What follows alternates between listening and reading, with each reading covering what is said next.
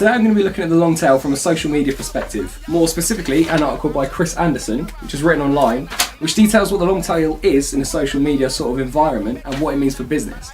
So as far as it goes, this is an idea of what the long tail looks like. It continues forgotten sales essentially of stock that they no longer want to pay rent for in stores or something like that, so they can keep generating money even when they've stopped being quite so popular. The recommendations boost can be seen on websites as well. So places like Amazon, if you're buying certain things, it's like you might like these as well, you should probably give these a try. So it helps boost those things that say you may not be quite so interested in or may not be as featured in shops and stores and that sort of thing. It also helps with ideas of products that have died out over time, especially if you look at things like digital content and the way it's more readily available. So our services like Netflix, Spotify, stuff like that. So you've got your music on demand, you've got your movies on demand. It helps cut down sort of the niche markets and the little gaps in the market that mean that you can access some of the videos and some of the music that you may not still be quite so interested in by paying a subscription fee in a service.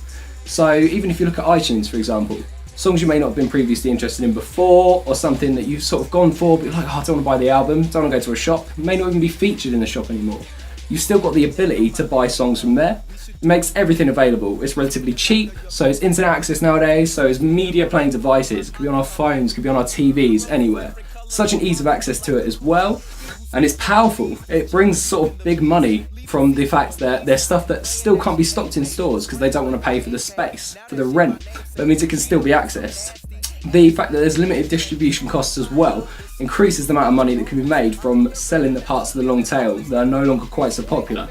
Amazon, for example, when it comes to its books, if it's got a book that's no longer selling so much, it can just start promoting it a little bit and push it out there. There's now so much demand for this extra little niche part of the market that's no longer available that social media helps to boost.